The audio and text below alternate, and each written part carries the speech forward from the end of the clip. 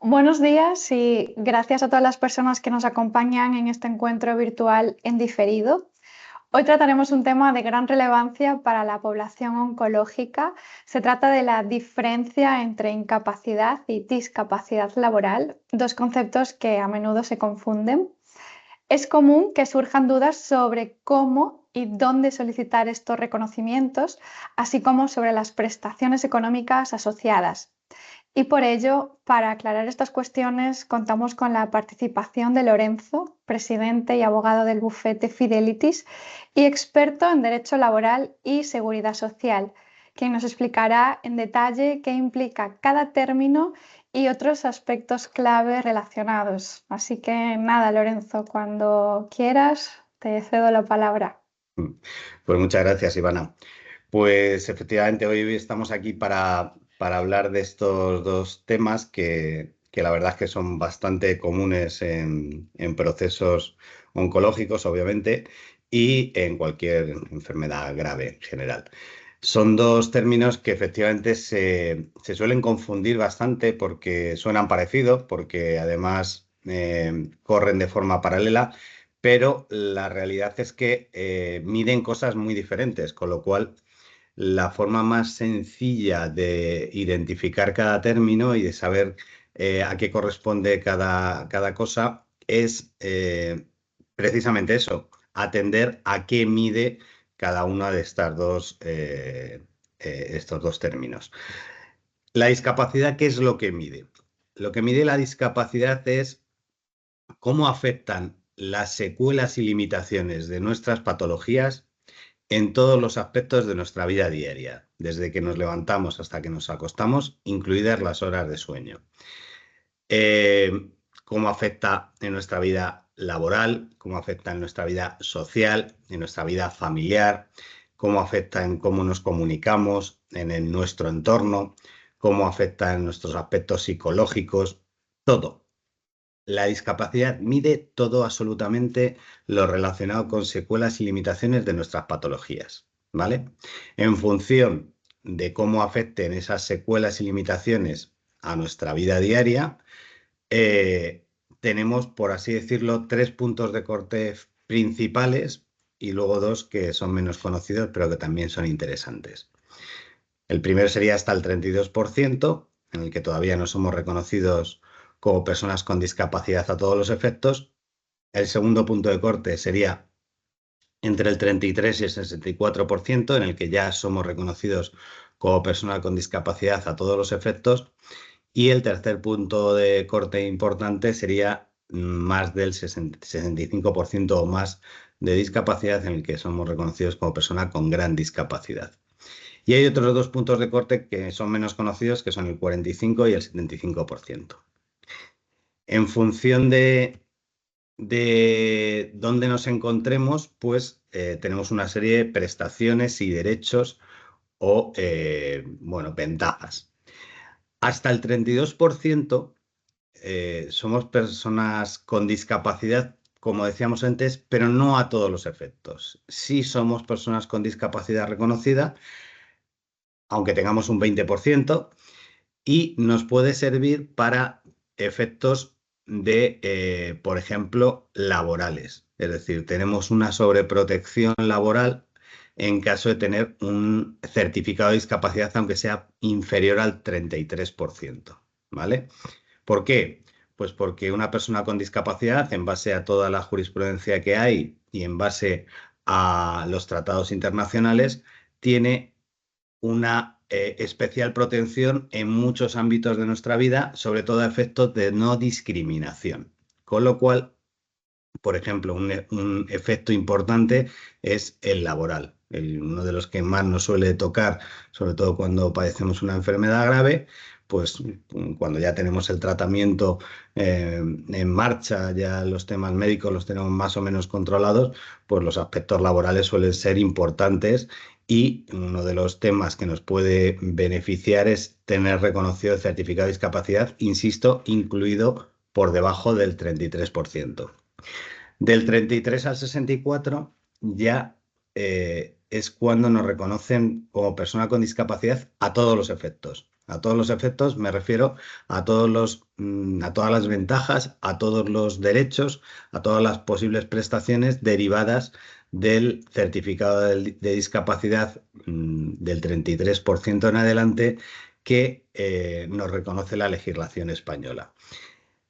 Hay que tener en cuenta que las competencias en materia de discapacidad están transferidas a las comunidades autónomas, con lo cual no tienen por qué ser exactamente los mismos derechos, las mismas ventajas, las mismas prestaciones en todas las comunidades autónomas, con lo cual habrá que atender a dónde estamos empadronados para saber exactamente las que nos corresponden. Lo que sí que es cierto es que prácticamente en cualquier ámbito de nuestra vida vamos a encontrarnos con algún tipo de ventaja, derecho o prestación. En el ámbito impositivo, es decir, impuestos, en el ámbito fiscal, tenemos una fiscalidad mejor, en educación, en vivienda protegida, en el ámbito de empleo, en emprendimiento, en transporte, en ocio, en prácticamente cualquier cosa que nos podamos imaginar. El hecho de tener un certificado de discapacidad del 33% superior nos va a ayudar a obtener este tipo de ventajas, derechos o prestaciones, ¿vale? Del 65% en adelante tenemos básicamente los mismos derechos, ventajas y prestaciones, pero se mejoran un poquito en el ámbito fiscal. En el ámbito fiscal solemos tener una mejora en cuanto a fiscalidad, sobre todo en retenciones de IRPF, etcétera, reduciéndola prácticamente a cero, ¿vale? Y los otros dos puntos de corte que antes decíamos, el 45 y el 75%, también son interesantes. ¿Por qué? El 45% se suele usar para poder jubilarnos de forma anticipada por coeficientes reductores, cobrando el 100% de nuestra pensión de jubilación. ¿Por qué? Porque a partir del 45% se nos bonifica un mínimo de un 25%, y si además tenemos el 65% de discapacidad y la necesidad de ayuda de terceras personas para actividades básicas de la vida diaria, se nos bonifica con el 50% los años de jubilación, o sea, de trabajo necesarios para obtener la jubilación con el 100%. Es decir, a partir del 45% de discapacidad, con un mínimo de 5 años de reconocimiento de ese grado de discapacidad, podemos optar a jubilarnos con el 100% de nuestra pensión de jubilación a partir de los 52 años, ¿vale? Eso es muy interesante porque si no nos llega las secuelas y limitaciones para una incapacidad permanente, podremos dejar de trabajar antes percibiendo la pensión de jubilación con el 100%, ¿vale? Esto es algo interesante. Y bueno, hay bastantes cosas que han mejorado con respecto a la antigua ley. Antes eran 15 años, ahora son 5. Además, si no lo tienes reconocido desde hace 5, pero podemos demostrar que las secuelas y limitaciones son las mismas desde hace 5 años o más, también nos vale mediante informes médicos. Es decir, todo esto es interesante a la hora de saber si nos podemos jubilar con nuestra pensión de jubilación con el 100% sin dejar de percibir una parte de ella. El último punto de corte sería el 75%, que normalmente se utiliza para complementar las pensiones no contributivas con un 50%. Es decir, a partir del 75% de discapacidad, si tenemos reconocida una pensión no contributiva o tenemos derecho a ella, cobraremos un 50% más en esa pensión no contributiva, ¿vale? A continuación hay 3 preguntas que son muy comunes, que nos solemos hacer o que nos soléis hacer en el momento en que o nos van a otorgar el certificado de discapacidad o nos lo han otorgado y no tenemos claro qué ocurre. La primera es si me tengo que conformar. Bueno, aquí hay que valorar 2 cosas. Uno, la viabilidad, y otro, la idoneidad. La viabilidad significa que depende de si te corresponde o no un grado superior al que te han concedido. Es decir, si a ti te han dado, imagínate, un 20 y el estudio de viabilidad dice que te corresponde un 33, pues obviamente tiene sentido reclamar y no conformarte, ¿vale? Tiene sentido porque aunque tienes reconocido el ser persona con discapacidad, no lo tienes reconocido a todos los efectos, con lo cual a partir del 33% vas a obtener una serie de ventajas, de derechos y de prestaciones que no tienes derecho si no lo tienes reconocido por encima del 33 o mínimo del 33. Entonces, sí, ahí, en este sentido, sí, el estudio de viabilidad nos da positivo y nos dice que podemos reclamar, pues habrá que no conformarse y reclamar nuestro grado de discapacidad que realmente salga en base a los baremos del Real Decreto. La segunda derivada es la idoneidad. ¿Qué significa esto? Pues que a veces el grado de discapacidad que nos corresponde es superior al que nos han concedido, pero realmente no nos va a generar ningún tipo de prestación, derecho o ventaja adicional que tenemos. Es decir, imaginaos que nos han reconocido un 35 y nos corresponde un 42. Bueno, pues es que entre el 35 y el 42 realmente tenemos exactamente los mismos derechos, ventajas y prestaciones, con lo cual no merece la pena reclamar, entre otras cosas porque vas a desgastarte, vas a frustrarte y realmente no vas a obtener ninguna ventaja adicional. Si lo único que quieres en este caso es tener un numerito superior porque es lo que quieres, pues bueno, pues por lo menos que lo sepas. Es decir, lo más importante en torno a la primera pregunta es saber si primero tienes ese derecho a un grado de discapacidad superior en este caso, y segundo, si ese grado de discapacidad superior te beneficia en algo adicional a lo que ya pueden haberte reconocido, ¿vale? Entonces, una vez despejadas esas dudas, pues ya ejercerás el derecho que consideres oportuno, pero lo más importante es conocerlo. La siguiente pregunta es si puedo solicitar una revisión. La respuesta es que sí. En el momento en que se hayan visto agravadas las secuelas y limitaciones de tus patologías o concurran nuevas patologías, puedes solicitar una revisión dentro de los términos y los plazos que contempla la ley. También es importante hacer ese mismo estudio que para la primera pregunta, es decir, lo primero es, tengo un agravamiento de mis patologías o unas patologías adicionales. Con estas patologías o este agravamiento, ¿tengo un grado superior? ¿Me corresponde un grado superior? La respuesta puede ser que sí o que no. Y luego, ¿este grado superior que me corresponde me va a beneficiar en algo?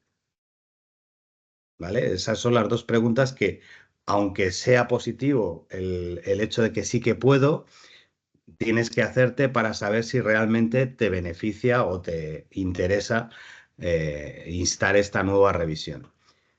Porque se responde igual que la anterior pregunta, es decir, a lo mejor te corresponde un grado superior porque efectivamente se han agravado tus patologías o concurren nuevas patologías, pero ese grado a lo mejor no te vale para absolutamente nada más.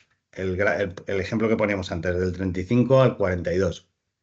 Imaginaos que en lugar del 42 lo que te corresponde es un 47. Bueno, pues aquí sí puede merecer la pena, porque efectivamente, si te han dado un 35 y te corresponde un 47, significará que a futuro posiblemente te puedas jubilar de forma anticipada con el 100% de tu pensión, con una reducción de los años necesarios de cotización. Entonces, sí puede ser interesante. Entonces, esta es la información que os daríamos para que decidieseis si queréis realizar esta revisión del grado, ¿vale?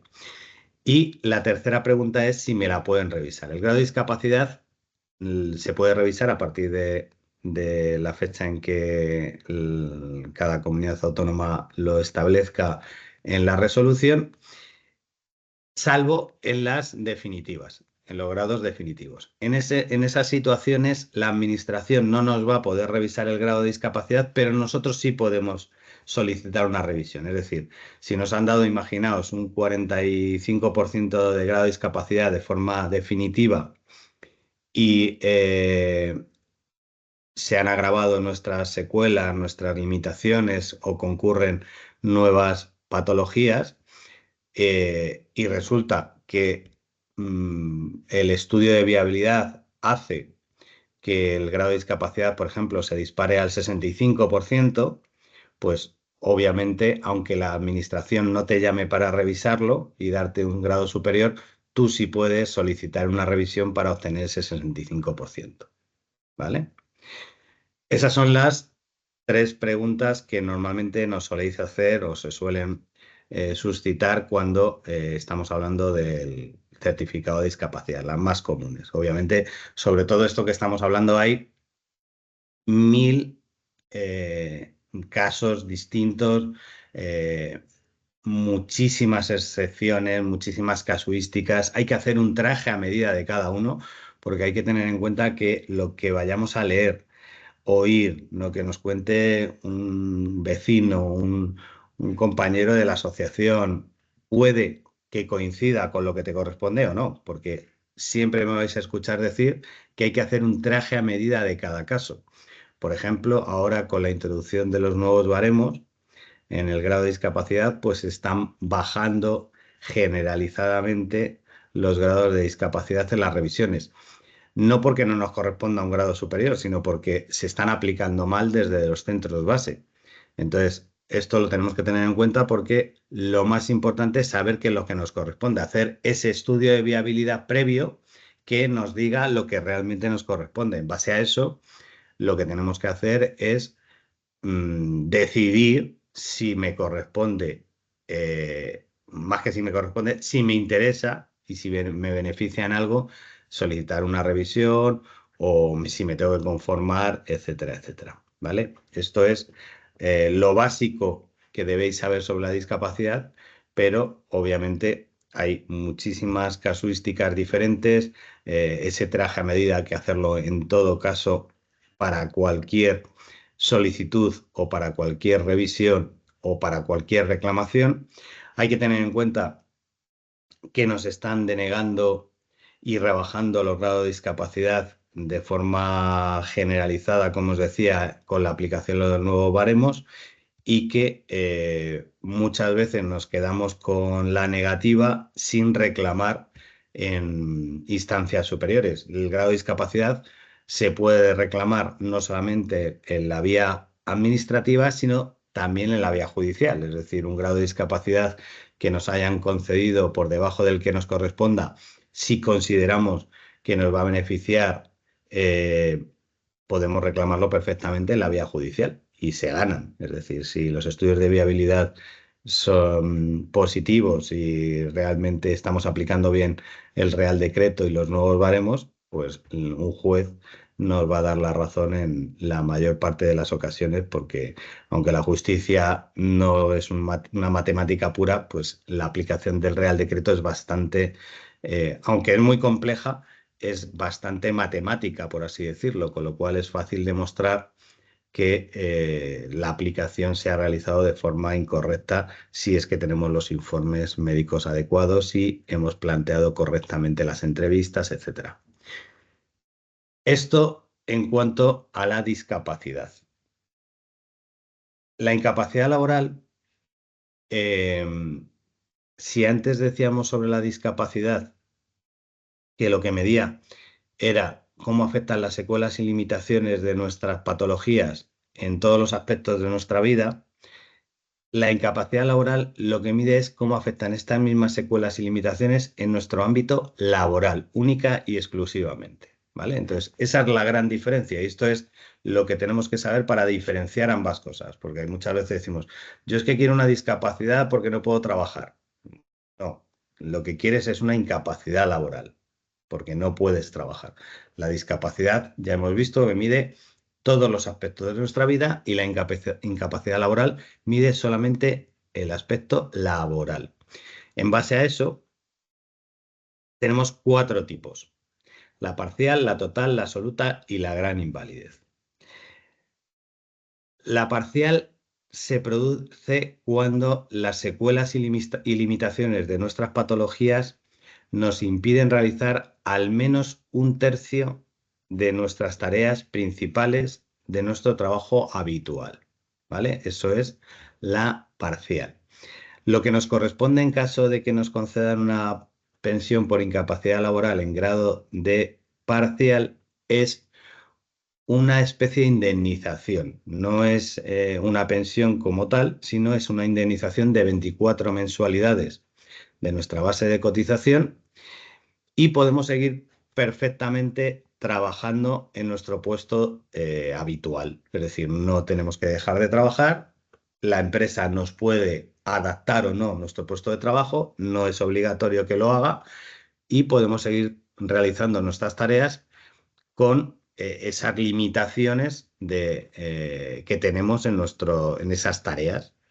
Haremos más despacio a lo mejor que un compañero, menos eficientemente que un compañero que no tenga nuestras patologías, pero podemos seguir desarrollando nuestro trabajo. Nos corresponde, como decía, 24 mensualidades. En este caso, la administración actúa como si fuera una aseguradora y nos da una especie de indemnización por esas secuelas y limitaciones que padecemos. Lo podemos cobrar en un solo pago y podemos seguir trabajando, como os decía, en nuestro puesto de trabajo. El siguiente grado es la total. La total nos corresponde cuando esas mismas secuelas y limitaciones de nuestras patologías nos impiden realizar todas o casi todas las tareas principales de nuestro trabajo habitual. En este caso, nos corresponde un 55% de las bases de cotización de los últimos 8 años y podemos trabajar en otro empleo dentro de la misma empresa o en otra empresa, compatibilizando la pensión, esta pensión que nos han concedido, con el salario que vayamos a cobrar de la nueva empresa o del nuevo empleo, hasta los 55 años de edad, en que si no estamos trabajando nos van a complementar la pensión con un 20%, con lo cual cobraremos el 75% de las bases de cotización hasta la edad de jubilación, en que nos darán a optar entre la pensión que estamos cobrando y la de jubilación. Obviamente optaremos por la más alta y a partir de ahí cobraremos la pensión que corresponda. Ya os digo que la total es compatible con un nuevo empleo, pero hay que tener mucho cuidado porque este nuevo empleo, las tareas principales no pueden ser coincidentes con aquellas por las que nos han concedido la pensión. Y hay que hacer un registro de un documento que se llama compatibilidad de pensión y nuevo empleo para evitar que nos quiten la pensión directamente, es decir, que nos hagan una revisión para quitarnos la pensión. Entonces, hay que tener claro que las tareas principales del nuevo empleo no pueden ser coincidentes con aquellas por las que nos han concedido la pensión. Entonces, en este caso sí hay compatibilidad y podremos cobrar pensión y salario. El siguiente grado es la absoluta. La absoluta se produce cuando las secuelas y limitaciones de nuestras patologías nos impiden realizar cualquier tipo de trabajo. En este caso, lo que nos corresponde es el 100% de las bases de cotización de los últimos 8 años y además está exento de retenciones, con lo cual solemos cobrar un poquito más que trabajando. Y el cuarto grado es la gran invalidez, que es además de cuando me corresponde una absoluta, es decir, cuando las secuelas y limitaciones de nuestras patologías nos impiden realizar cualquier tipo de trabajo, necesitamos adicionalmente la ayuda de terceras personas para ciertas actividades básicas de la vida diaria como comer, vestir, aseo, caminar, etcétera. En este caso, nos corresponde, aparte del 100% de las bases de cotización de los últimos 8 años, de la absoluta y exento de retenciones, un complemento que va entre aproximadamente el 50% y el 110%, con lo cual podemos llegar a cobrar incluso más del doble que con la absoluta. ¿vale? El cálculo es algo más complejo, pero bueno, para no meteros en complejidad de cálculos, pues más o menos podéis hacer ese cálculo. Y esos son los 4 grados y lo que nos correspondería en cada caso. Como en el caso de la discapacidad, hay que hacer un traje a medida de cada uno, es decir, lo que le puede haber correspondido a un compañero de la asociación o a alguien que hemos leído su caso, etcétera, puede que sea lo mismo que nos corresponde a nosotros o no. Es decir, hay que evaluar exactamente cuáles son tus circunstancias personales para decidir cuál es el grado de incapacidad laboral que te corresponde y luego decidir cuál te interesa, que también es interesante. Es decir, puede que te corresponda una absoluta, pero que prefieras una total para compatibilizarla con un nuevo empleo. Porque, por ejemplo, a mucha gente trabajar, aunque sea en un trabajo más residual o más liviano, le compensa psicológicamente y le conviene que cobrar la absoluta y estar en casa. Bueno, pues eso es algo que es una decisión personal, pero bueno, que lo que tenemos que saber es lo que queremos, primero lo que nos corresponde y segundo lo que queremos, porque en función de eso el enfoque para solicitar una cosa u otra es diferente, es muy diferente. Y luego hay 3 preguntas que son coincidentes con las que nos hacemos con la discapacidad y que se responden prácticamente igual. Es decir, si me tengo que conformar, pues como decíamos antes, pues vamos a analizar, a hacer ese estudio de viabilidad de lo que nos corresponde y en función de si coincide con lo que nos ofrecen, reclamaremos o no. Así de sencillo.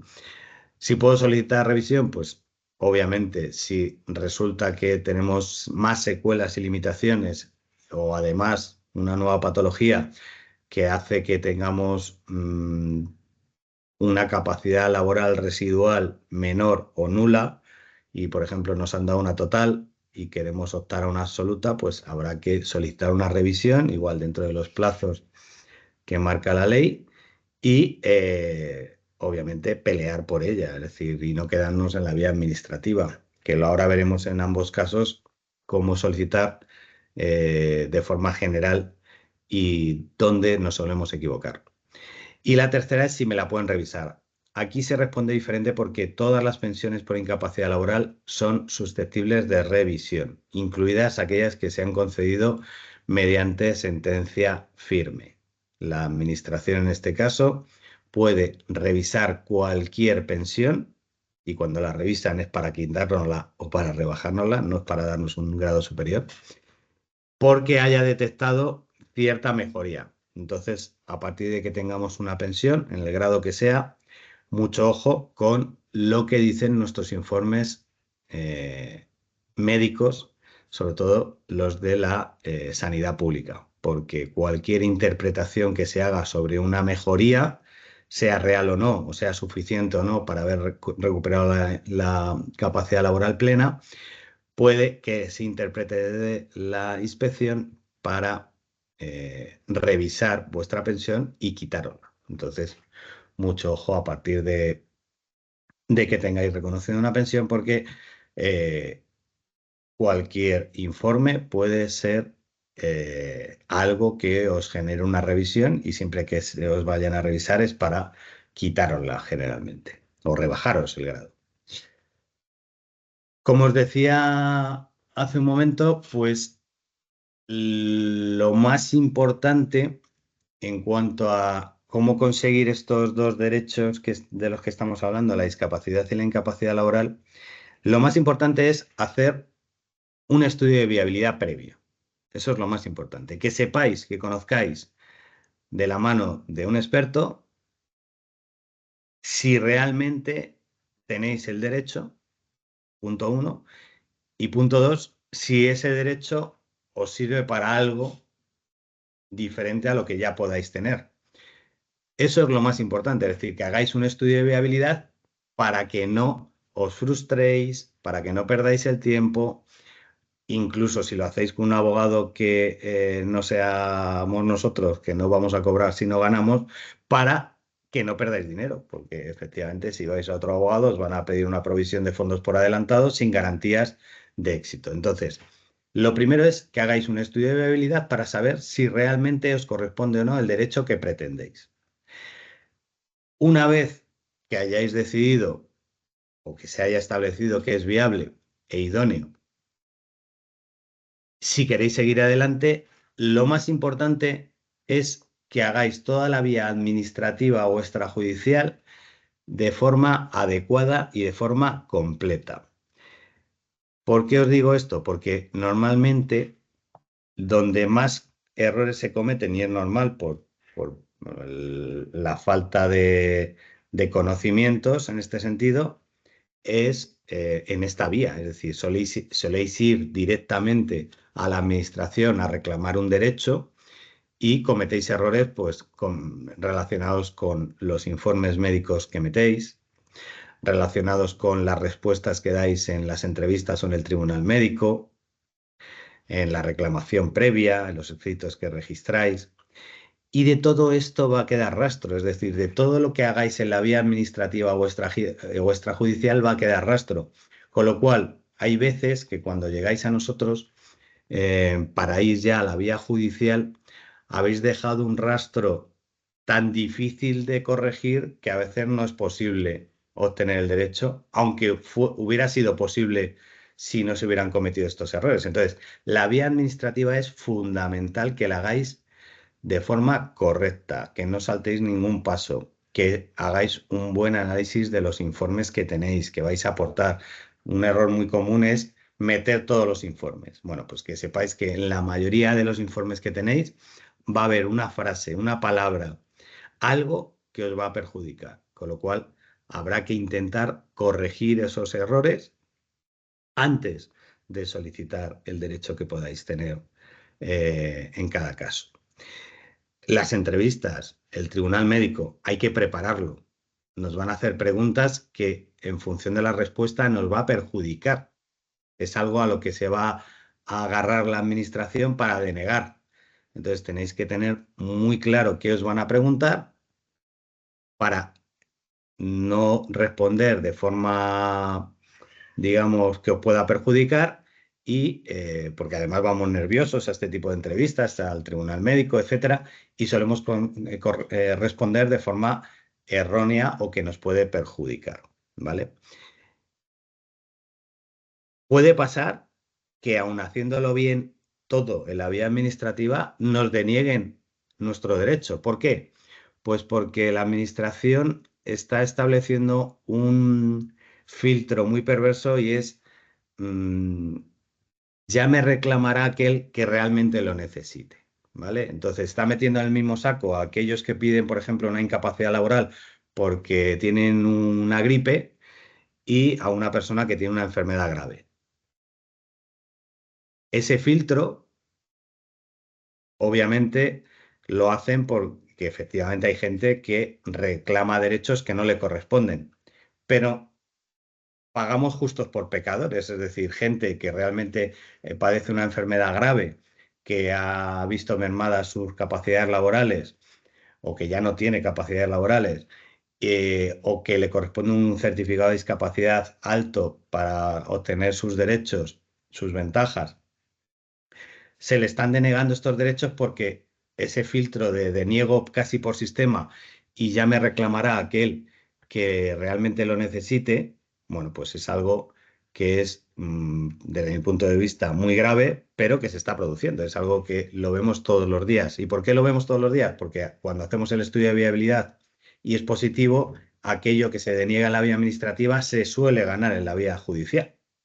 Si no se ganase la vía judicial, sería que la administración está concediendo los derechos que corresponden y no solamente aquellos que se reclaman. Entonces, se deniega casi todo lo que se pide o se concede en un grado inferior al que nos corresponde. Entonces, esto lo tenemos que saber.